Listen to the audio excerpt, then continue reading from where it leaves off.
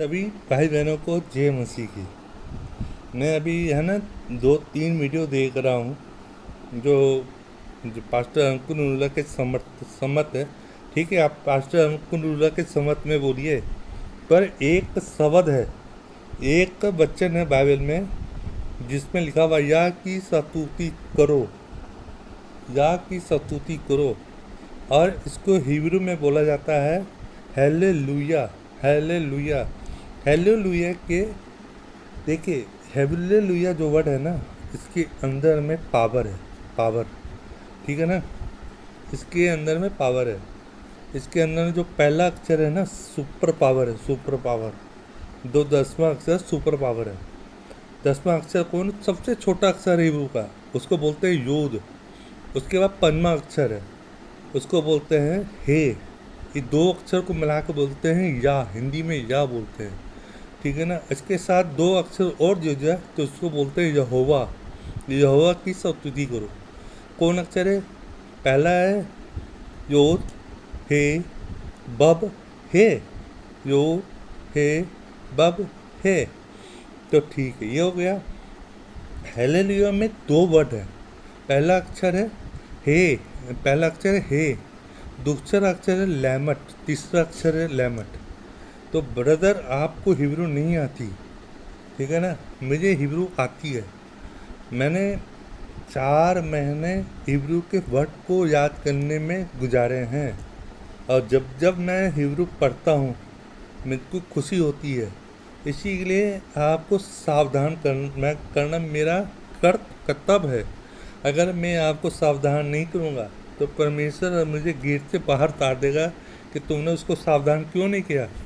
तो ब्रदर, मैं आपको सावधान कर देता हूँ कि आप बाहर सड़क पर कहीं भी या की स्तुति को हेलेलुया में कभी भी रोला मत पाना, रोला मत पाना, नहीं तो आप गेट से बाहर रहेंगे। आप बोलेंगे परमेश्वर, मैंने इतने इतने चर्च खोले, इतने पास्टर बनाए, इतने विषम खड़े किए, आप जितना भी वहाँ डिटेल लेंगे वहाँ परमेश्वर नहीं सुनेगा। आपको पता है मूसा ने एक गलती की थी, मूसा को कहा तुम उस देश में प्रवेश नहीं कर पाओगे। ठीक है ना, उसी तरह आप गेट से बाहर रह जाएंगे। ठीक है ना। तो दूसरी बात, आप पास्टर अंकुर नरूला के पक्ष में हैं, जो भी है आप जो कहना करिए उसको, पर आप परमेश्वर के वचन को कभी भी इस्तेमाल मत कीजिए। ये इस्तेमाल करना कहाँ प्रार्थना कर रहे हैं, जहाँ वचन सुना रहे किसी घर में, वहाँ आप हेलेलुया बोले, या की स्तुति कीजिए, गीत गाएं। अब मसीह के अंदर में कोई फिल्मी गीत नहीं गानी, मसीह के अंदर में या की स्तुति करो। ठीक है, या की स्तुति वचन पे लेके कोई गाना गीत गाइए, वचन के लेके कोई शब्द गाइए। ठीक है ना। तो ये होता है, किसी की नकल नहीं माननी। दूसरी बात, मैं आपको सावधान, मानना नहीं मानना आपको मर्जी है।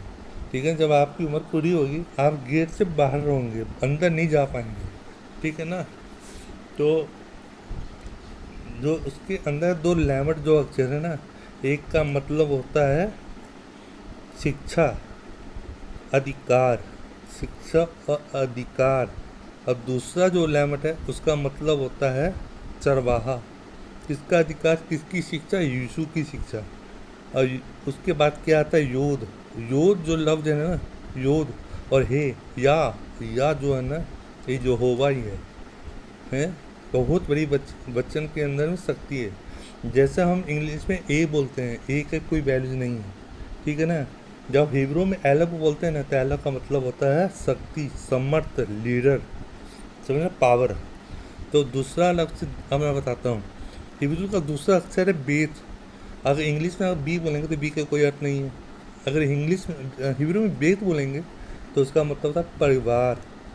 परिवार, समझे ना, घर, परिवार, घर, और कई मीनिंग होते हैं हिब्रू डिक्शनरी में। तो इसीलिए कभी भी हेलेलुया आप कहीं भी पढ़ना है, वचन पढ़ते हुए चर्च में बोलिए, किसी घर में प्रार्थना कर रहे हैं और आप हेलेलुया बोल सकते हैं। और वहाँ भी देख के बोलना है किस लेवल पर आप बात कर रहे हैं, वहाँ हेलेलुया बोलना है। नहीं किसी बात पर हेलेलुया, किसी बात पर हेलेलुया, हालेलुया हर किसी बात पे नहीं बोलना। वचन पर जहाँ कोई वचन सही चल रहा है वहाँ आप सबको हालेलुया बोलना ठीक लग रहा है तब वहाँ बोलिए। सभी भाई बहनों को जय मसीह का। आप वचन व्यवस्था विवरण वचन 20 के अंदर पढ़ लीजिए कि व्यर्थ में मेरा नाम मत लेना। तो इसीलिए आप सावधान रहें। जय सभी भाई को जय मसीह की।